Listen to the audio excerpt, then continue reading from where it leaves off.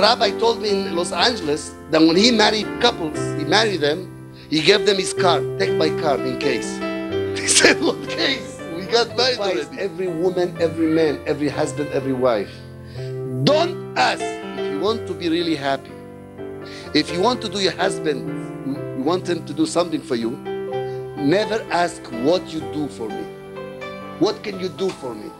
Ask your husband what I can do for him. Some women say, I do the laundry, I do this, I cook for him, I did this shirt, I did everything. And he tells me I have everything, I don't have a wife. Food I can eat at the restaurant. I can get a maid to do the ironing. But I don't have a wife. How nice is it to start with a smile, to end with a smile, to go with a smile, to go. It's hard, I know it's hard. Especially when you don't like him so much. You made a mistake, you marry him. Yeah. It happens sometimes, somebody leaves his wife. To live with your wife, it's impossible. To live with your husband, it's impossible. The two creatures together, it's hard. It's hard. It's impossible. So King Solomon tells us good advice. Learn how to live with your wife. Learn how to live with your husband. Asher ahavta, that you once loved. Learn how to live with your wife. Rabbi told me in Los Angeles that when he married couples, he married them, he gave them his card. Take my card in case. He said, what case? We got married already. In case you get divorced, I do it too. He said, yeah, he told me, give them in case you divorce, because he makes more money when divorced than when he gets married. He makes more money.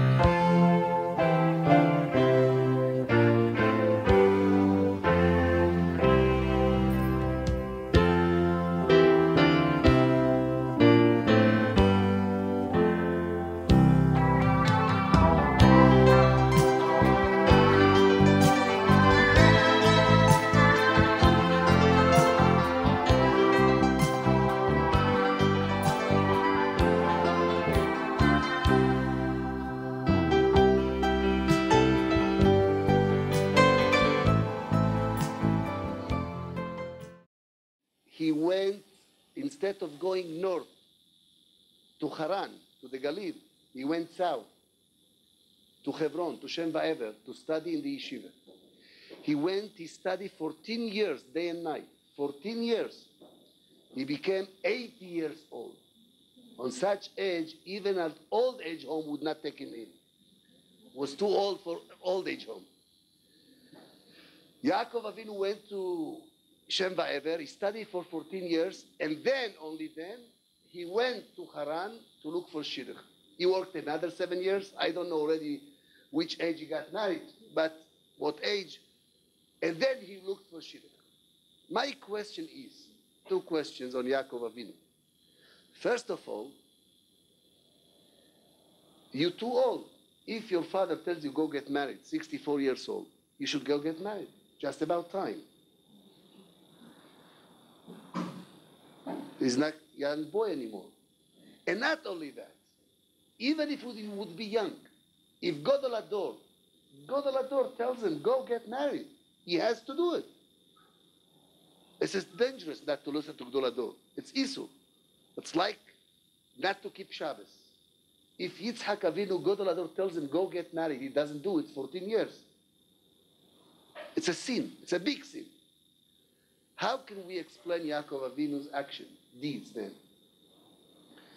I think when Yaakov Avinu was told to get married, he understood that in this order, and this request includes preparation for marriage. His father, for example, if I tell my son you have to get married, I don't have to tell him buy a suit, buy shoes, find shidduch. I don't have to tell him. Rent a house, furniture, simlat kala, everything. I don't have to tell him. When I tell him get married, it includes all the preparation. Yaakov Avinu understood. When Yitzhak Avinu told him, go get married, includes the preparation, spiritual preparation. He is not, Yaakov Avinu failed. He is not ready to get married. And this after sitting in Shem Va'ever for 40 years. Yaakov Avinu he never worked. when Esav Yoshev, Yaakov Avinu Ishtan Yoshev Oalim, Oel Shem Oel Ever, in Yeshivas, while Esav was working at the fields, Yaakov Avinu was sitting and learning for 40, 50 years, all his life. And still he felt he's not prepared, he's not ready to get married. So his father ordered him to get married. He has to make proper preparation. He went to the yeshiva. He locked himself. He never slept. 14 years he never slept. He locked himself for 14 years until he became angel, higher level than angel. And then he went to get married. So he did not break his father's words to get married. This was preparation. It's simple, no other answer here. What was the heter of Yaakov Avinu not to listen to his father? He did listen. That's preparation to get married. By the way, Yaakov Avinu was Merkava Shechina. We have no concept. Gaon Mevilna was not Yaakov Avinu. Rab Shimon Bar Yochai was not Yaakov Avinu. Yaakov Avinu was Merkava Shechina. If God talks to him, appeared to him many times. If Yaakov Avinu needs 14 years preparation at 64 years old to get married, how many years do we need to lock ourselves preparation to get married? If we have today in the world for 50% of divorce, because there is no preparation and no guidance. Some countries in the States, they get divorced 400%. How they do it? They divorce 5 times.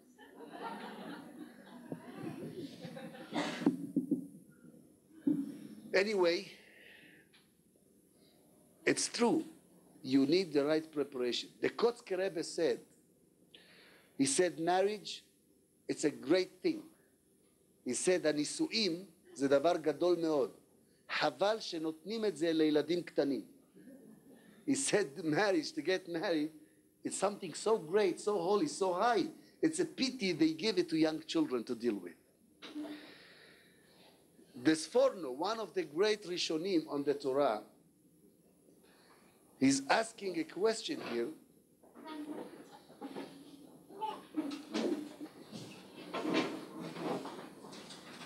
That opened my eyes to understand what's going on in many couples when they get married. The Sforno is asking, listen carefully, it's a big chiddush. When God created all creatures, donkey, monkey, cow, sheep, everything, he created female and male, zachar unkeva, all of them, zachar unkeva, 2, a cow, female and male, and then they got married, nisuim ezrachiyim, with the lawyer, they got married. When God created Adam, human being, was not the same. He did not create a man and woman, husband and wife. No. He created Adam. He left him alone. Then he said, "Lo tov heyot Adam levado." It's not good for Adam to be alone. It's not good. It's not good. God knows what he's talking about. So God said, he created Adam alone. And then he said, it's not good for you to be alone.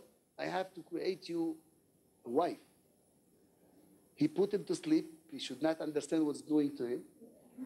He put him to sleep. And he made operation. He cut the bone from him, and he created his wife from his bone. Very strange story. There's Forno asking, why he didn't do it by the cow, by the monkey, by the donkey, by the fish? Why not? Also put the cow to sleep, cut from the ox bone, and create him a wife. From the million creatures we have in the world, million creatures, no such similar case that created the zachar, the man, and then he put him to sleep. They cut his bone. Why God has to do it to Adam only? To create him, to put him to sleep, to cut piece, and from his piece, from his bone, to create him a wife. And the Sforno explains it very beautifully. He says, animals, they don't have a cell of a family, ta mishpachti, no family. By a cow get married to an ox, next day to different ox, And even their children don't belong to them. Their children don't belong to them. Like animals, they are animals. There is no family. They're not united. They're not unique, not one thing. By accident, he meet her in a train, in a bus, in a plane. By accident, they get divorced. By accident, they live together. And by accident, they have children, all accident. God said, if God forbid, I would create human beings the same, men and women, and put them together, they would never be together. They would never be married. God forbid. No children, no family, nothing, like in the jungle in Africa. And today, the naturally Jews like to be like this. No obligations. And the Refet also, at the zoo, they have no obligations. They can do what they want any time. The Sforno says God understood. If he wants them to be one, it says, Zachar unkeva baraotam. And God created Zachar unkeva, female and male, by Kra Shmam, and he called them, doesn't say Adamim, plural. Adamim, doesn't say that. Adamot, doesn't say that. By Kra Shmam, Adam, one. It says Pasuk in the Torah. He created men and women, husband and wife, and he called them one, Adam. What that means, God understood if he wants family and children, the wife has to be part of the husband, not two. If they two, they never won. They cannot build a family. He said, I have to create a man. Then he let him understand he cannot live alone. Lo tov heyot ha'adam levado. He cut one bone from him and he created his wife from his bone to explain to him. The Sforno explains that his wife, it's like one of his bones. Like he has eyes, heart, nose, he has a wife. It's part of him. If somebody doesn't understand it, he never was married.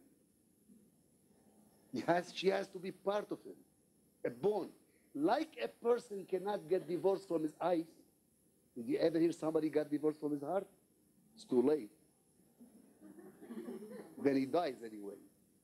The same thing, husband and wife, really, that they were together, really, they never got divorced. If they got divorced, they never would won. They never would won. That's why now I understand, after I saw this porno, I understood Rabbi Levin, a tzaddik in our time. By the way, it's a good book to read. I knew him. Rabbi Levin, once, his wife was very sick. She has a problem in her leg. So we took her to Hadassah Hospital to Dr. Cook, surgeon. So old man, I knew him. He walked to his office. He tells, she was shy, sitting. He said, Dr. Cook, my leg hurting me, my foot hurting me. He said, our leg hurting us. The doctor got confused. He got pain in his brain. He said, which leg, which foot, what legs, whose foot? He said, our. Who problem? He says, no. So what do you mean hurting you? Who you? Us, hurting us. What do you mean? He said. So he explained the doctor. He said, hello, my friend. My wife has problem in her leg, but it's hurting me. It's hurting him. It's because it's one. Like when you have pain in this hand feels too. Otherwise, not the same body. Today, one husband told me, it's a real story. Before he got married, when a fly was going on his collar, not his wife yet, sorry, excuse me, on his collar's hand, a fly, he would scratch his face. Oy vey. What happened? He had a fly. Now he can put the fly in his mouth. It doesn't bother him. After 10 years. Yes. I remember once I walked with somebody at the Sheva Brochas who just got married. We were walking in Ben Yehuda Street, at the sidewalk over there. Walking, and she fell down. Some wrong stone, she fell down on the sidewalk. He started cursing the mayor. Such a stupid mayor, such a stupid, what happened? Oh, I'm going to write him a letter in the paper tomorrow. Call with the television. Dear honey, get up. She got up. 2 years later happened, I walked with them the same street together. We're going in Beni Yehuda Street. She fell again at the same place. So what happened to you? Something wrong with you. Maybe your 2 foot are left. Something, what happened to you? When they just got married, before they got married, something wrong with the mayor. Now it is right. Because they married already 2 years, they got used to it. It's true, I want to tell you, there is a Mishnah in Masechet Avot. Beautiful. There is a Pirush on Masechet Avot, very deep. A Hasid Hayabet on Masechet Avot. It's a beautiful Pirush on Masechet Avot, Pirkei Avot. He asks a question on the Mishnah and explains it beautifully. He says, the Tana says, listen carefully, it's true. Yiyeh betcha betzvad lechachamim. Your house should be a place where all the rabbis, all your rabbis, get together. They meet in your house. A place where the rabbis meet. You should drink their words with their wisdom with thirst. Be thirsty when you drink it, when you listen to it, with thirst. Get dirty from their dust.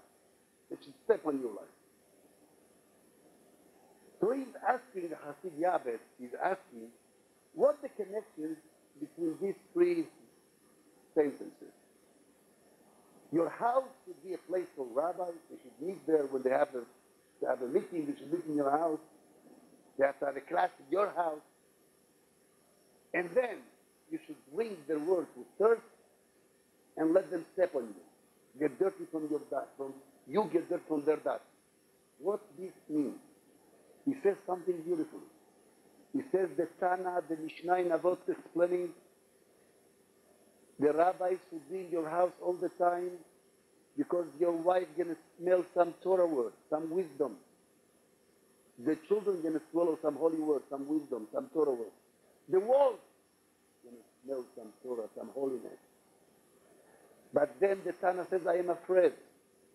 If you are going to invite the rabbis every day to your house, you're going to see them eating, splitting, you're going to lose respect to them. The biggest sickness we have, human being has, ergel, when we get used to something. You can appreciate the rabbi a lot. Who appreciated more than Moshe Feinstein? The people knew him or the people didn't know him? The people didn't know him. They read the book only. The people knew him from the book, they appreciate him more. Usually we respect rabbis after they die. Maybe that's why they die. God forbid, that's a joke. Sometimes we respect them after they're not here anymore. I wish I knew. So the Tana says, I am afraid. I am advising you to have rabbis in your house every day. But if you're going to have them every day, you're going to get used to them. You won't appreciate them. You're going to compare them like the grocery store man. Like the guy brings the mail, the news every day. The newspaper. I am afraid. So that's why the rabbi continues in the Mishnah, he says, even though I ask you to have a rabbi every day in your house, every day, but bring their work with thirst like you hear them every day, the first time in your life. Even though 1,000 times you hear them. But every time you hear them to be like the first time in your life. Even though that's so convenient, not so comfortable. They step on you sometimes. They rebuke you. They tell you what to do. Listen to them. And the Yabet brings a beautiful, beautiful example. Beautiful example. He says, in Yehezkel, the Navi Yehezkel, he described the third temple that's soon going to be built in the old city, in the new city going to be there. And he says, Hashem, God asking us, when you come, Aliyah Regel, to visit God in the temple, the Samigdash, going to be 4 doors, and each going to be square wall, and 4 doors in the temple. And the Pasuk says, Haba derech sha'ar Tzafon, yetzeh derech sha'ar Darom. Haba derech sha'ar Mizrach, yetzeh derech sha'ar Ma'arav. Nichho yetzeh. A person not allowed. Even he came to the temple the first time in his life, and the only time. A person that's going to come to the third temple, holy temple, the first time, excitement. I remember when I came to the Kotel on Shavuos, 1967, after 50 years we didn't see it. I remember whoever was there, 500,000 Jews came that Shavuos night, I remember. Excited, the Kotel, the Kotel, the Kotel. Oh. Shechina, excitement. People cried and laughed and danced. Today, okay, when they bored, they go, let's go. We're going to the Kotel. Why? I have nothing to do. That's the reason to go see God. Yeah. They bored. They go to the Kotel. So the Pasuk says in Yechezkel, when a person comes to the Kotel and he walked through the east, he's not allowed to go back through the east. Even his car is there in the parking lot. He's not allowed to. He has to go back from the west. He came from the north door, he has to go from the south door. He's not allowed. He's supposed to be killed if he goes back and forth at the same door. Why? There's a pasuk in Yechezkel. The Hasid Yabes explains, he says, God was afraid. If a person got excited from the Kotel, from the temple, from Hashem, from the Shekhinah, and he's going to see the same wall twice the same day, he's going to get used to that wall, and he's going to compare that wall in the temple to the door, to the wall in his kitchen, and lose respect to the wall. Even though the first time in his life he saw it, he is going to see that wall twice in his life. Once he walked back, oh, the Kotel, the temple, Kotel, the Kohen Gadol, the priest, he's going to lose respect because he got used to seeing. How much? Why? Chayav mitah. You cannot see the wall twice. Why? It's dangerous. You're going to compare the wall at the Kotel to the wall at your yard, at your garden. Now I want to ask you, now you're surprising what couple fights? Simply, he doesn't see her once in his life. If he sees his wife, if there is a food, I like it very much. Let's say somebody likes steak and chips, could happen. Somebody likes steak and chips very badly. He told his wife, listen, I like steak and chips. Some people do like some things. So his wife would make him steak and chips, breakfast, lunch, and dinner. He would divorce, not from the steak, from his wife too. But you told me you like it. Okay, I like it. Even if something you like so much, when you get used to it, you don't like it anymore. That's why the pasuk says, "Matzata dvash echol dayeka pen tizba v'takienu." Even honey. Matzata dvash echol dayeka pen tizba v'takienu. When you get used to the dearest thing, you lose respect to them. You lose any feelings to them. So if you see your wife every day a few times, the more you see her, the more you dislike her. You see your husband so often,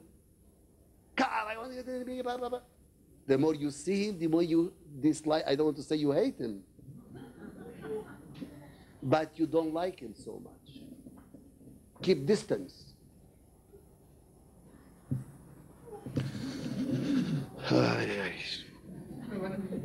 I want to show you example from the Midrash how a Tana lived with his wife, how the Tanaim lived. It's a beautiful story. You know the story, probably, but I want to emphasize a few beautiful points to learn how they lived together, husband and wife, the Tanaim. The Midrash Rabbah says in Vayakel Pikude, he says was, everybody heard about Rabbi Yehuda HaNasi. Rabbi Yehuda HaNasi, great rabbi. He made the Mishnayos, he organized the Mishnayos. Great Tana. You know Rabbi Yehuda HaNasi? Before he passed away, he told his wife, please, from now on, he's going to pass away Tuesday. Do not invite every Friday night. He used to have guests. Do not have any guests or Erev Shabbos. Why? Your son going to make Kiddush. He said, no. Because I myself going, after they bury him. I'm going to come from the world to come, from Olam Haba, from Gan Eden. I'll make you Kiddush, and I go back to Gan Eden. And he did it for many years. Until some neighbor heard him, the noise, so he stopped coming anymore. Whose Rebbe is here? He used to come from Olam Haba, make Kiddush. You cannot imagine who's Rabbi Yehuda HaNasi. When he passed away, bat called. They hear the voice from heaven, said, whoever was at his funeral is Ben Olam Haba. Doesn't make difference his deeds. Enter Gan Eden. So the Talmud, one of the great Talmidim of Rabbi Yehuda HaNossi was Rab Shimon ben Chalafta. Rab Shimon ben Chalafta.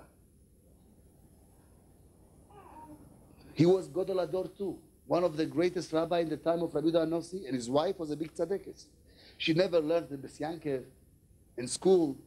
Nothing was not school those days. Whatever she picked up from the mother, but sometimes you can pick up from your mother more than all schools together in the world.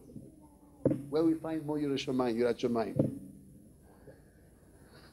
Anyway, Rab Shimon ben Chalafta was a kollel man sitting and learning in yeshiva. In those days, the kollel people, not only they did not get paid, they had to pay to study Torah. In the time of the Tanoim, the Gemara time, people wanted to learn, even they were married, they had to pay. Today we pay them, I wish they learn. We pay them, I wish they learn. They need a raise. Anyway, so Rav Shimon ben Chalafta never got paid. And he paid the teacher to teach him. And he never worked. So how he lived? He didn't live. He didn't have any food. Friday came. His wife, the tzaddikus, did not have flour to bake bread. Not meat. We're not talking about meat and chicken. Turkey. Coke. Get me some milk and cheese and fish and gefilte fish and tuna fish, everything together. She did not have nothing. Erev Shabbos, the children got together from the yeshivas, no food. Bread and salt for Shabbos. Flour, get me flour, shekel, one flour. No shekel. He was learning. She couldn't take it anymore. She started to cry to him Friday morning. She said, my dear husband, I'm not asking you for a new dress. Already 25 years since we got married, I didn't change it. I don't ask you for nothing. I don't want anything. No jewelry. Nothing. I want flour to bake some bread for Shabbos, Chalas. He said, dear, I love you. I don't have bread. I don't have flour. I wish I had. I would give you. I don't have. I have Shabbos. Today, they love together so much. I was in America not long ago, and I saw in the streets, I was by somebody, and his wife called him, honey, honey, honey. I was jealous. Honey, honey, honey, honey. They so sweet. Honey, honey. Next morning, I walked them together to his office. So she took the dog for a walk. The dog, small doggy. She called them also, honey, honey, honey, honey. So I said, the husband is honey, the dog is honey, everything is honey, so I don't jealous anymore. When they say, I want to tell you, when sometimes when people say, I love you, they don't mean it. I give you example. Some people say they love fish. If they love fish, why they kill them and they eat them? That means they love themselves. They don't mean they love the fish, really. I love fish. Why you kill them? You love your wife, why you kill her? So the word doesn't mean too much. Maybe nothing. Rab Shimon ben Chalafta told his wife, I don't have flour. I don't have bread. Erev Shabbos, she said, Rab Shimon, we have to eat. The whole week we fasted with water. We need some bread for Shabbos. You would kill your husband almost. What do you mean? Everybody works. Go work. Go do something. Go teach. I don't know what. You will regret that you marry him. Even though he's Gadol Hador. You don't care. I don't care who you are. I am Gadol Hador too. Get me some bread. Not only bread and shoes, but you bought last week. It's a new week, new style now. And she needs a new dress for breakfast. Now they have dress, fleischig, milchig, the dress too. They strict, they machmir. Yeah, they are fleischig, milchig. I see, they change for breakfast, for lunch, for dinner, everything. And she's a big tzaddikus, as long as he give her what she wants. So Rav Shimon ben Chalafta, no bread. She started to cry. She said, Rebbe, my dear husband, get me some food to eat. He saw her crying. He had Rachmanos. He closed the Gemara Friday, and he walked in the street. He walked down to the field, to the forest. He started to cry to Hashem. It's Chazal. He says, dear God, every person that works in his company, he gets from his employer, he gets paid. I work for you. I study Torah. I know nothing, only to learn. I don't deserve bread. Bread.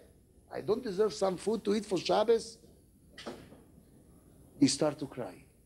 All of a sudden, the Gemara say, Min HaShamayim, hand came, diamond, not karat, $20 million diamond, like this, like an egg, half an egg. The hand handed him a diamond.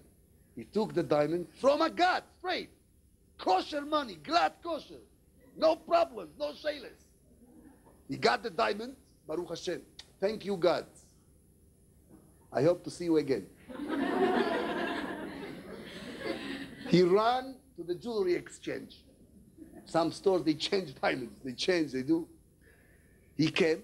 The guy saw the diamond, fainted on the place.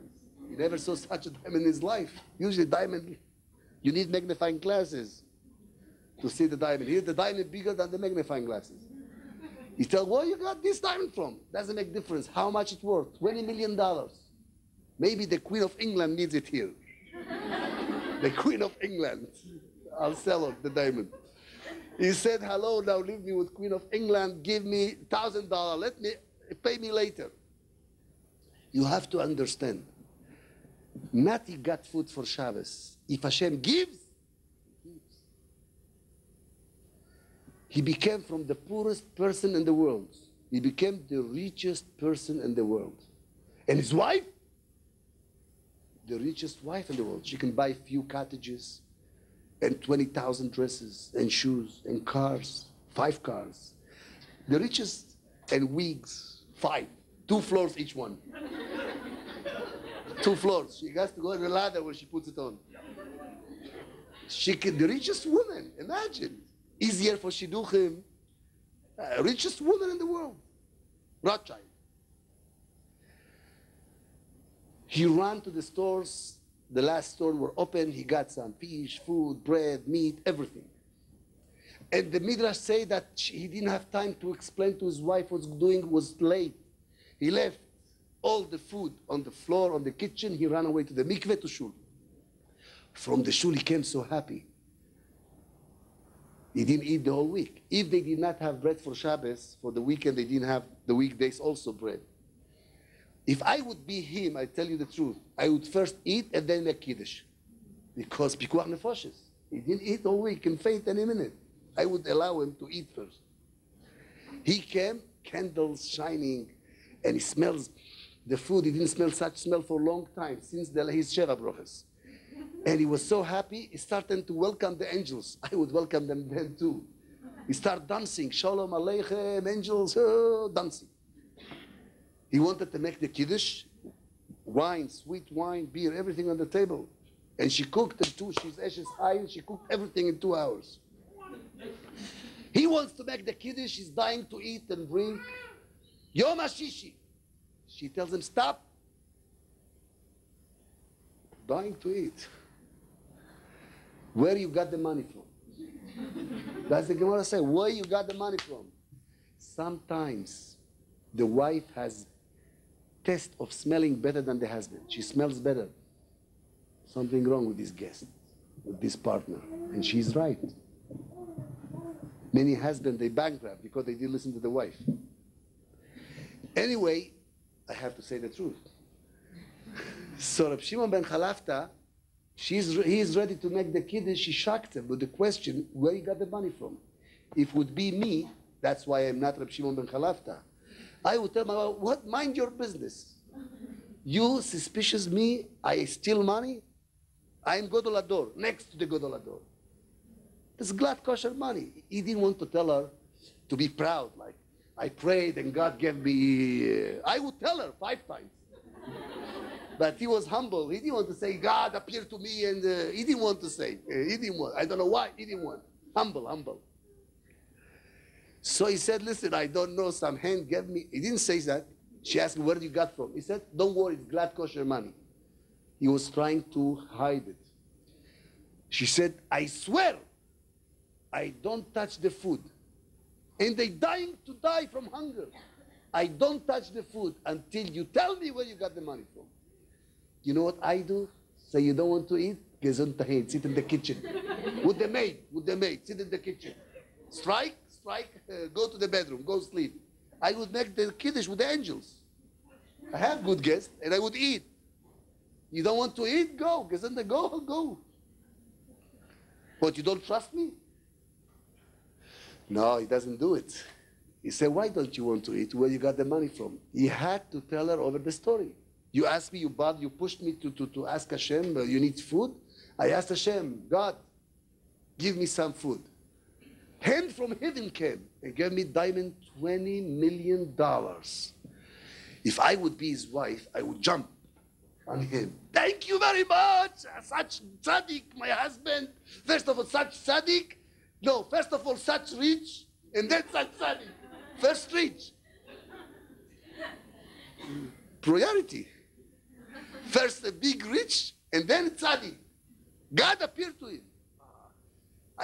Now I start to appreciate you for both the money and the holiness. Instead of jumping on him, dancing I would dance for 15. I'm ready to dance 15 hours. Get me such diamond. I don't care from where. She told him, you took from heaven a diamond? He said, yes, glad kosher. No question in it. No ribis, no hashash orla. All the badats would put stamp on such diamond. All the badats. All the badats. All of them. 20 badats we have. All of them, they put stamps. We confused already. We confused what to buy. Sometimes I see so many stamps I don't eat. So he told her, listen, glad kosher money from God. So he said, my husband, you got from God food now, diamond, richness? Instead of thinking, different normal woman, any new other woman. Now, she wouldn't tell her husband loud, but this would think. Change the house, change the car, change the furniture, sometimes change the husband, change everything. She's so rich. Many people, they become rich, they lost everything. They lost everything. Many people tell me when I was poor, I was so happy. Yes. So he said, she told him, you want in the world to come, instead of thinking what to buy, how to be rich, to give charity too. She's thinking what's going to be missing in the world to come in her share. She told her husband, my dear husband, you want in Olam Haba, every tzaddik of your friend, every friend going to see his table perfect, not lacking anything, and our table going to be missing? You took from Olam Haba. It's from heaven, from our table. Our table going to be missing in the world to come. This is what worries her. Who worry about Olam Haba? Let me leave now. We'll worry about it later. He told her, dear, you mean to tell me God doesn't know what he's doing? I got it from God. She said, I'm sorry. I don't touch food from Hashem straight from God. What we do, Friday, 10 o'clock, Friday night, everybody already sleeping. They didn't eat breakfast yet. Breakfast, didn't start to eat. He told her, you Gadol Hador? She said, no. Who's Gadol Hador? Rabbi Yehuda Anossi, Gadol Hador. He told her, you know what? You trust him? Sure. What do you mean? Stipler, Chazon Ish, Chafetz Chaim. I'll go ask it. Go ask him. Whatever he said, we'll do. He went Friday, became 11 o'clock at night. He awoke Rabbi. Rabbi, I have a problem. What's the problem? He said, my wife this morning asked me to get her some food. We didn't have bread for Shabbos. Bread for Shabbos. Some people get divorced, they don't have 3 frigidaires, only 2. So we don't have bread for Shabbos. I went to the field, I cried to Hashem. A hand from heaven came and I got diamond ring, $20 million. Rabbi said, I wish every Jew would have such problem. Every Jew, I wish every Jew to have such problem. Tell your wife why she doesn't want to eat the food. She swore, I don't eat the food until I promise her to return the diamond, Motzei Shabbos, to God. Direct. Why? She's afraid she's going to be missing in the world to come from her share. Rebbe had big shoulders, a lot of deeds, good deeds. He told her, tell your wife, if, first of all, she's allowed to eat the food, it's glad kosher. And I want to tell her, there is no kosher money more than this. That's straight from God. You take money, you don't know if you work, you didn't work. You came late. You left early, but you came late. This money is glad kosher money. Tell your wife she can eat. And tell her if she's afraid that in the world to come, in Gan Eden, she'll be missing something, I promise her, I'll complete her share from my share. Rebbe, if Rebbe would promise me, I would eat anything. Rebbe said, I'll complete your share with my share. He was so happy, now he can eat breakfast already. 12 o'clock at night, chatzos, tikun chatzos. He came home, his wife's waiting. Oh, what Rebbe said? Rebbe said, yochlu anavim ve'izba'u. Glad kosher, you can eat and be happy and use the money with good health. And he said such problems, he wished all the Jews in the world. Instead, now she should eat, after Rebbe said. Sometimes you don't trust your husband, even though he's a great tzaddik. You don't trust him because he's your husband. Sometimes it's very hard to appreciate your husband because he's your husband. So Rebbe said, she said, what? Come with me to Rebbe that taught you Torah. 1 o'clock at night, he didn't eat breakfast yet. Let's go to Rebbe. Rebbe said he's going to complete my share with his share. In the world to come, here in this world, you can do charity. You can help each other. In the world to come, you cannot help each other. She told her husband, it says in the pasuk, Ki olecha adam el bet olamo. Every tzaddik goes to his world, not to their world. Nobody sees each other unless they're the same level. He's able to give me Rebbe, even Rebbe. Is he able to give me on that world? He's not able to give us. Let's go to him. They went together. I said, my wife, please. Rebbe said, I say, please, let's eat. And then discuss it. I said, no, we don't eat. They went to Rebbe. Said, Rebbe, what happened? Rebbe wants to sleep. He said she doesn't want to eat. Why? If my husband, you don't want to eat, don't eat. I'll eat. I eat this. No. Sympathize with her. They both don't eat. Some couples, they never eat together. They never eat together. The last time they ate together at their Sheva Broches. Rebbe said, what's the problem bothers you? She said, Rebbe, you said you're going to give me, if I'm missing in Olam Haba, you cannot give Olam Haba. This world you can give, that world you cannot give. It says, Olecha Adam lebet Olamo. Rebbe admitted. He told her husband, Rab Shimon ben Chalafta, she is right. I'm sorry to tell you, your wife, she is right. I cannot help you. Return the stone. Motzei Shabbos, he begged God and cried to take the richness back. And he took it back. She became again poor. No flour in the kitchen. From being so rich, so poor. But how they live together. How they respect each other. I want to tell you. You know, Rabbi Akiva was a great rabbi. 24,000 of Talmidei Rabbi Akiva. 24,000. That's all the Yeshiva Yungalite in Eretz Israel. All of them. All the Yeshiva people, boys, Yungalite, Kollel people in the world. 24,000. All the world. They all died between Pesach and Shavuos. Why?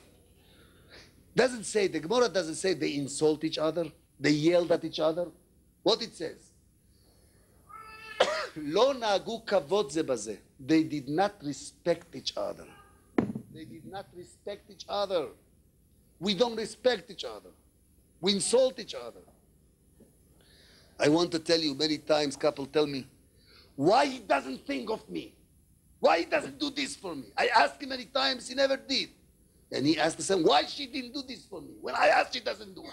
She wants me to do. He wants me to do. I tell you the truth. 25 years ago, I was in the States on Friday. Friday, before lunch, people woke me up on Lakewood. They told me the President Kennedy died. I said, so what? What can I do? He died. He jumped. He died. He got killed. I remember then, 25 years ago I remember what Kennedy, one sentence I liked that he said then. He said, and was all over New York in the papers, television, this sentence he said many years ago. He said, do not ask what the country can do for you. Ask what you can do for your country if you want a good country. I want to advise every woman, every man, every husband, every wife. Don't ask if you want to be really happy. If you want to do your husband, you want him to do something for you, never ask what you do for me. What can you do for me? Ask your husband what I can do for you. Same thing with the husband. Never ask your wife, what you do for me? Ask him, ask her, what can I do for you? When each one worries how to do good to others, it's going to be good marriage, good life, and happiness. When each one thinking about himself, what do you do for me? What you do for me? And actually, it's very hard sometimes. I want to tell you the truth. Sometimes you all day with laundry, you don't have maid. You the wife, you the mother, you the maid. You became sick with children. You have to do the laundry. This doesn't work, the dryer doesn't work, you have to put it beside, take it out, take it down. You became sick already to work day and night like 7 people. And then to cook. And all of a sudden the king comes home. He comes home like a king. The king comes home.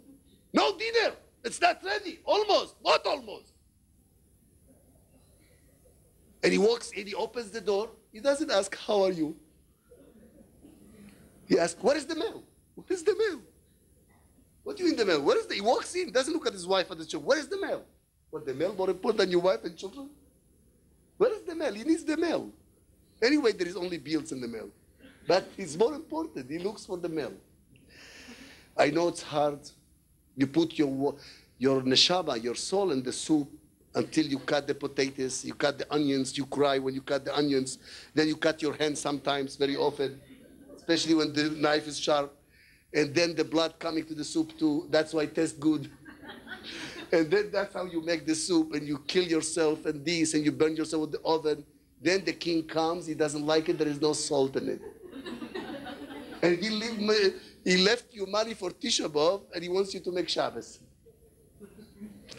I know it's hard, but then I want to tell you, in the pilot school they know, a good pilot, it's not a pilot he got in his signs and his marks, 10, 10, 100, no. When there is enemy, there is fight, when it doesn't fall. That's a good test, when he comes tired. Because if you think about him, you had troubles in the office or in the kollel, at the work, you worry about him. You had a difficult day, you had a terrible day. But when he comes, you had 10 children, you have 11, your husband 1 also, you have to put him in the same list. He comes, yeah, and then you great woman, how are you? You welcome him with a smile, not with sad face. Where were you? Why are you so late? Why are you so late? Why you came? You went to your mother, I know. I know. Where did you go? Why didn't you go? And you went to your mother. No! Stop it! Get out! And the kids listen how they fight. Interfada in the house. What? But they have to call the police and then the ambulance. Yes. Instead of, doesn't make difference when he comes home with a big smile. Then even if he's that person, moody, he has to smile. He has no choice. I want to tell you, he smiles. Come, take a shower, want the tea. Neglect your husband, neglect your children some. You have to neglect it. Many people, when they have children, they're dying to have children. When they have children, they give all the love to the children. They lose their husbands. He feels it. I want to tell you, all husbands jealous from their children. All of them. What, you jealous from your son? Yes, he is. He's afraid to tell you. He's afraid. He's not hero enough to tell you. He's jealous from his own children. And some women, they stupid. They're not smart enough. They give all the love to their children. They neglect their husband. What I do wrong? Some women say, I do the laundry, I do this, I cook for him, I did this shirt, I did everything. And he tells me I have everything. I don't have a wife.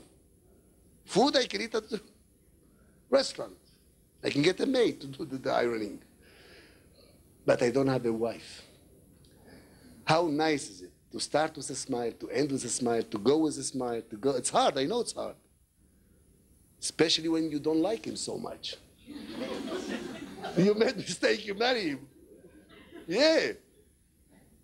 It happens sometimes. Somebody leaves his wife or his husband. Happens.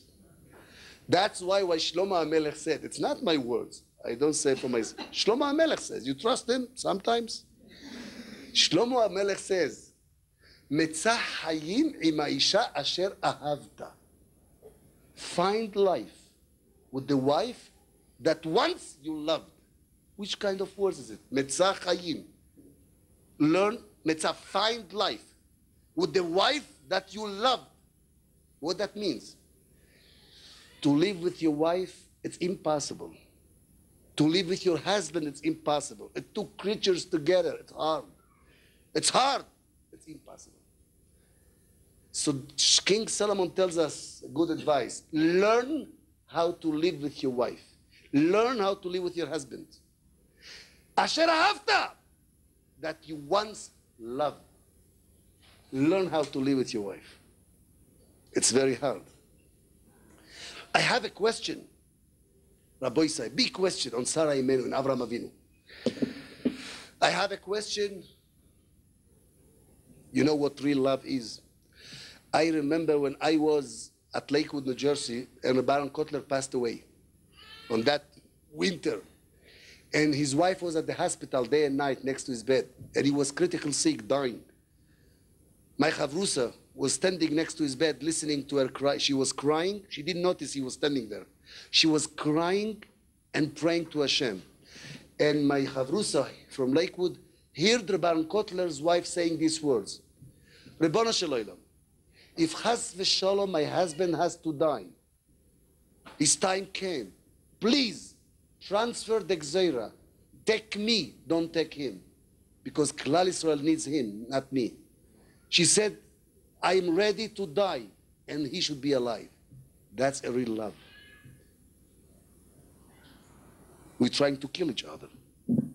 Cold war, Cold War. What real love is. I remember once I was at her house, and I had suitcase, all the ksovim, all the Baron Kotler's handwriting, the shiurim, the shmusen, all the handwriting. She told me to take the suitcase from one building to another building. I took the ksovim. So Eshet Chaver Kechaver, she was a big tzadekes. She's the daughter of Rav Isel Zalman Meltzer, Baal Even HaEzel, Chover Even HaEzel, his daughter. So I told the Rebbetzin, go, I'll come. She said, no. His handwriting, more important than me. The handwriting of my husband should go first. You carry the handwriting, they're more important than me. They should go first. She told me that. Her father, Rab Iser Zalman Meltzer, he was living in Machne Yehuda, Jerusalem, neighborhood. I was there once. I was in his house. And Rabbi Levin lived at the same section. A woman came to Rabbi Levin, a woman, and she cried. She said, my husband punched me, he beats me, he this, he cursed me, he makes me troubles.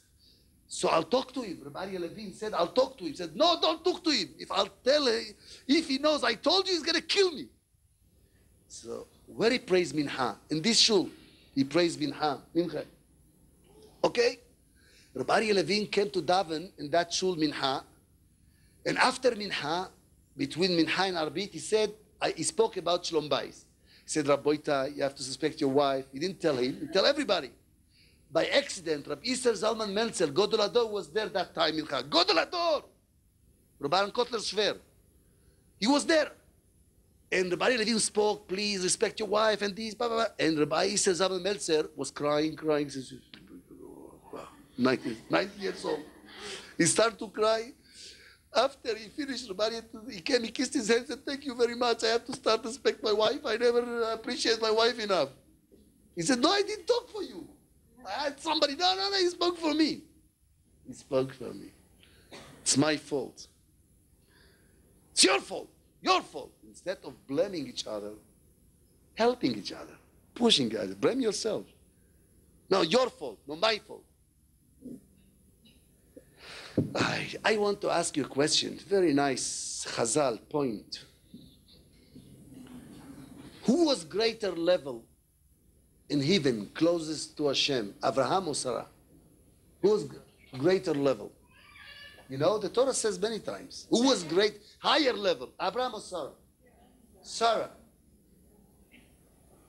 I don't understand why. I am insulted. When I saw this midrash, I got insulted. See, should be a woman lib. I believe in woman lib, all equal. Why she's higher level? Why higher level? I want to ask you, who had the 10 trials? 10 nisyonot, Sarah or Abraham? Abraham. He jumped into the fire. Ukazdi, Nimrod threw him to the fire. Then they kidnapped his wife. Twice. Then hunger. Then Akedah, the sacrifice of his only son. All the 10 trials he passed. And she gets the credit. She's higher level. If I would be Abraham, I would be very insulted. That's why I'm not. I would tell God she should be equal. I don't know why, but let's say. But she's higher level. When they had argument about Ishmael, God appeared to Abraham. He told him, Abraham, Kol asher tomar lecha Sarah, everything Sarah says, listen to her. Rashi says, not to her. Lekola, doesn't say le Sarah, shma le Sarah, shma lekola. Ma ze lekola? Lekol ruach hakodesh shela. Listen to her prophecy. He had also prophecy. God spoke to him, that means he had prophecy. Rashi says that means her level of talking to God was higher level than Abraham. That's why you have to listen to her in argument. I don't understand one point, bothered me a lot, all my life. Abraham had the 10 trials, each one harder than the first one. How come she gets so much credit? She higher level than Abraham. Where she got such level? In the kitchen, baking, laundry work, doing the dishes. She never went to Mesyanker, and not to Eyad. Where she got this level? Where she got this level, tell me. Really, in the kitchen. She only baked and cooked the best food, but okay. She's a big chef, chef. She's a good cook, but tzaddiket, prophet, higher level than Abraham? I'll tell you my answer. She did something, her trials, but they were much harder than his. Much harder. Sometime to grow up husband, to live with a husband, it's harder than to jump into the lake. I'm telling you, I know that. Sarai Menu, I give you an example who's Sarai Menu. Avraham Avinu, listen carefully, it's true. You don't know how true is it. Avraham Avinu, he didn't have guests one night. One day he didn't have guests. Big deal, so what? Which lady here is ready to have guests every day? Every day. Arabs from Shechem. Take a shower, take soup. Avraham Avinu one day did not have guests. Big deal. So what? Next day have double. So what? And he was critical sick, bleeding. And the doctor recommended he should be in bed. I would yell, keep in bed. Go out. Blah, blah, blah. Avraham Avinu doesn't have guests one day. Not one Shabbos. One day. He got sick. Not from his sickness. From the fact one day he doesn't have a guest. Why God didn't send him a guest? He saw that he's critical sick. He was after operation, he was bleeding. 99 years old, he was bleeding. God saw that the fact that he doesn't have guests bothers him, making him sick more than his sickness, than his operation. So he sent them guests, angels. He didn't know. Abraham didn't know angels. They came like Arabs, terrorists, like Arabs. Puerto Ricans, 3 Puerto Ricans. Schwarzes. They came. Avraham Avinu was sitting on the door, looking. Usually, I want to tell you, listen carefully. By the way, many times you think you are sick, and that's the sickness. You think you're sick. You think. You have a headache. You tie your food, you take Acamol, Linanol, Tylenol. You take some medicine. You don't do dinner. And the best way to protect yourself is to attack. Your husband comes, you see the laundry is not made, the food not made, the dishes from yesterday, the chont from before yesterday, everything on the table, everything in the kitchen, balagan. So you come, you lock yourself, tell the kids, play in the bed, play. He comes, what happened? Shh, What happened? Mom is sick. She's critical sick. Almost dying. You think you're sick. You need anything? You want the doctor? No, just keep away. Take the children, go to the other room. Sleep upstairs. Leave me alone. Sometimes you think you are sick. Why I say you think you are sick? Sometimes a woman, she thinks she's dying. And the husband say, want a doctor or ambulance? What do you want? I'll get you. Get both. But wait a minute. Then you act like you're very sick. You put medicine, alcohol next to your bed, medicine, tea with lemon. You tie your head, your eyes. You can't see. You should see your husband. Okay, he has rachmanis of you. Maybe when tea, he make the dishes. Critical sick. He's waiting for the doctor. I don't know for him or for her, for both. All of a sudden, the bells ring. He goes, shh. The neighbor from across the street came. Shh. Where is Chava? She's dying. Critical. He hears his wife jumping. Who's Chava? Come. She's sitting in the salon 5 hours. Her neighbor met Chias amazing. She woke up, she does 5, she's not sick anymore. Chias amazing. The neighbor came. Eliyahu Hanavi appearing to her. The neighbor. Oh, yeah, what's new? What happened to your sickness? The medicine, the doctor comes. She sees everything is okay. The neighbor came, the sickness disappeared. So who was the sickness? The husband. Who was the sickness then? Avraham Avinu, he saw 3 Puerto Ricans coming in the street, Arabs. He ran. He bowed to them. Please, my master, please. He begged them to come in. If I would be his wife, why you beg them so much? Let them go to Puerto Rico. What's, Abraham, please. I'll call up somebody from Ponovich tomorrow. Oh, you need something. One day you sick, be in bed. Avraham Avinu begged these Puerto Ricans, he let them in. He didn't know the angels. He ran to Sarah, to the kitchen. My wife slaughtered 3 cows. I would tell Abraham, you do it. You take guests on your account. Don't invite guests on my account. Many times your husband's scared of you. He tells you, listen, we have guests for Shabbos. No. Why you tell him no? Because he invited, not you. Yeah. What you do? One husband told me, you know what I did next Shabbos? When they told me the couple, they want to come, I said, call my wife. So they call, hello, we want to come. Please, come, bring others. Because you said the last word. Like in kindergarten playing. Yeah, why you invite them with my knowledge? You cook. You cook tomorrow. And the linen and this and the cake. She's dying already. She's dying. She's sick. It's all proud. It's all proud. Who says the last word? The Yetzer Hara. So Abraham tells Sarah, please slaughter 3 cows. I would tell Abraham, how much do you eat? What, there is a troop of soldiers? How much? School?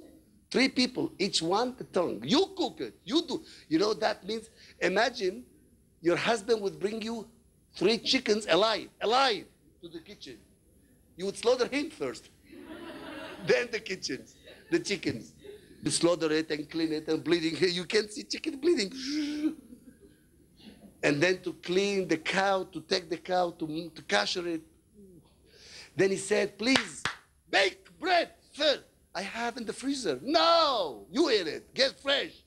Marie, you bake. What do you mean I bake? Sarah does not ask any question. She slaughtered the cows. She cleans it. She kasher it. She bake. We have food from, you get some Arabs. We have food from yesterday. We have food from Shabbos in the freezer. I get more or less. It smells a little bit, but you smell, they smell too.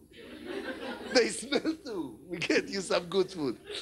Anyway, Avraham Avinu tells Sarai Menu all this, bake, and she bakes, and she slaughters, she works hard 12 hours. If I would be Sarah, I would be curious. One of the nature of human being, the wife is curious. She mind not only her business, everywhere. 5 minutes in this porch, and then 10 minutes in that porch. She's the FBI of that neighborhood. Who's there? Who got married? Who's this guy? What's your business? Who's that guy? Who's this guy? You married already. You have children already. Who's this guy? What? You mind your business. Sarah Imenu, Rabbi Isai, Sarah Imenu. She worked hard for 12 hours. She served every normal woman, every woman, tzadikes. When she serves the meal, she would not send the maid. She would herself bring the meal. You know why? To see who are these guests. The chief rabbis of the world, Rav Moshe Feinstein, Yaakov Kamenetsky, Rav Ruderman. Who's the gdoilim that he slaughtered 3 cows and fresh bread, fresh salad, everything fresh? You want tea maybe? Who are they? You want tea, cake? Maybe you need salt? No, they have salt twice already. You need salt? She wants to see who they are. Sarai Menu. Sometimes you can live with your husband 50 years, you don't know him, you don't appreciate him. Sometimes you can live with your wife 50 years, you don't know her. Even Abraham Avinu that lived with his wife 70 years. And 1 tent, 1 bedroom. The angels wanted to emphasize Sarah in front of the eyes of Abraham. They told Abraham Avinu at the meal, Ayes Sarah ishtecha, where is your wife? I would tell them, what's your business, where's my wife? You having good food? Thank you. Where is your wife? What they mind? What they care? Guest coming, where's your wife? What's your body? What's your business? Where's my wife? Please. I would call the police. Where's my wife? The angels, this Arab, they're asking Abraham, where is your wife? Vayomer hine ba'oel in her tent. Rashi says, the Gemara saying, they wanted to emphasize Sarai Menu, how holy she is, how modest she is, how humble she is. Every woman, every wife, after working 12 hours preparation for guests, she would be at the table to see. What, I'm nothing? You sat with the rabbi, yeah, I want to see too, I'm nothing. One woman told me, I'm nothing. I'm nothing. If she says that, she is nothing. She's really... Sarai Menu, the angels told them, they meant to say to Abraham, they knew where she is. Where is Sarai Menu means where every woman would be at this moment. Here. Where is Sarah? At the kitchen. In Eba Oil. You appreciate Sarah? And this fact, not to be curious, not to ask the husband, what for? Why you bring me so much guests? Who they are? Don't bring me without by asking me. Ask me. I'm the boss. The boss. The mud. Ask me, advise with me. Instead of doing all this. Running, doing, not asking anything. This fact, these deeds, higher level than all the 10 trials Abraham had passed. Harder than the Akedah to sacrifice. Because to slaughter your son, it's once in a minute. To live with your husband is sacrificing all your life. That's why she's higher level than Abraham Avinu. And she is. She doesn't ask. Sometimes we have guests all Shabbos. We have guests. We serve them so nice. We welcome them so nice. When they go Motzei Shabbos, Baruch Hashem, they left. You lose your mitzvah. Baruch Hashem, they left? Why? You want people to say on you when you go, Baruch Hashem, you left? Why you do it to others? I want to tell you. I used to go to a family, couple with children. Whenever I came to this family, the wife complained about her husband. Told me, Rabbi, you know, my husband is good for nothing. He's good for nothing. And then he doesn't function, he's too old, he's too young, he doesn't work good. She complained and complained and complained. She's primitive a little bit, she's naive a little bit, complained. 10 years I went to this lady, complaining about her husband. I said, so I got to know him, I went to his work. He runs a big office. In his office, he had 100 workers, beautiful, idle, noble, beautiful man. She all the time complained. She came to visit Israel, she met me. She started complaining about her husband. Papa, so bad, so good. God forbid, after 10 years of marriage, he died, all of a sudden. I thought she would not take it so hard, because she didn't like him all the time, she complained. Mistake, like God made mistake. In her case, God did mistake. He didn't find the right shirk. I met her then. I said, listen, you know, you're still young, you get married. She started to cry. Where I can find such husband? Such a holy, such good, such clean, such smart, such noble. Well, when he was alive, no worse than him. When he died, there is nothing better than him in the world. Sometimes you don't appreciate the light when it's shining, when it's lighting, only after you don't have it. Many husbands don't appreciate their wife. Many wives, they don't appreciate their husband. I want to tell you, when God made the shidduch, each couple, each Jewish couple in the world we have 2,000 million people. And God looked all over the universe to find your match, your husband, and He did succeed to match you with your husband. And you saying God made mistake? That's why Shlomo HaMelech says, I want to end with beautiful story of Rabbi Shimon Bar Yochai, why we have problems in our house. And it's a key to understand many things in our house, in our life. Rabbi Shimon Bar Yochai was a couple. They were married 10 years and they did not have children. And Rabbi Shimon Bar Yochai, Meron, he says in the Gemara in Yevamos, if a couple, they live 10 years, they don't have children, they have to get divorced, maybe they have better luck with others. They came to Rabbi Shimon Bar Yochai, this couple, the Mishnah say, the Gemara say, they came to Rabbi Shimon Bar Yochai, Gadol Hador, and he paskin himself in the Mishnah, if you got married, no children, 10 years, get divorced. They came to him, said, Rabbi Shimon, we heard you saying in the class, if you married 10 years, no children, get divorced. We married 10 years, we have no children. What should we do? He said, you have to get divorced. But before you get divorced, I want you to make a party, divorce party, but exactly the same hall, the same food, the same musicians, the same thing, like you made the wedding party, the same divorce party. And after the night of the divorce party, you come in the morning, we divorce. But the same, everything, invite all your relatives, all your friends, the same list, take the same list 10 years ago, send. Make invitation.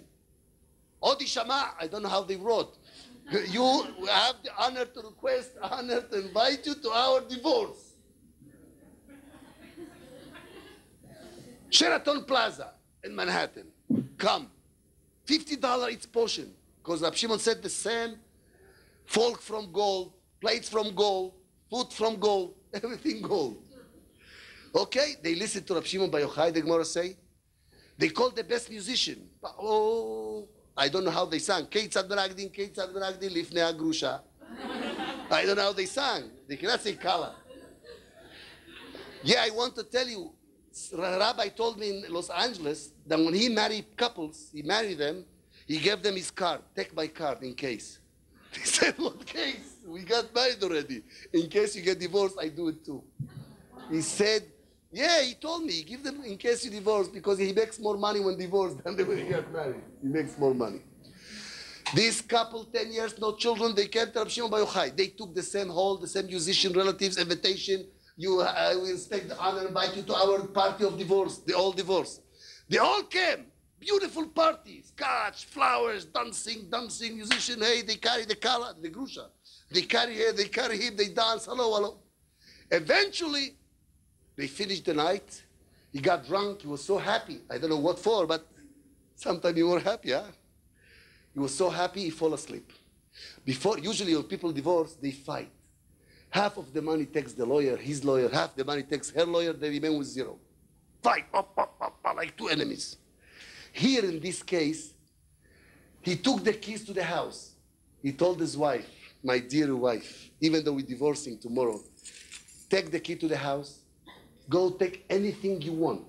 The dearest thing, what you like, the things that you like the most, take from the house. No lawyer, take everything. And he fell asleep. He was drunk. She told her slaves, carry my husband. After they decided to divorce, they're not allowed to be together at the same apartment. Even before they get, they cannot be together. If they decided to get divorced. So he said, I'll be in my house, you be with your parents.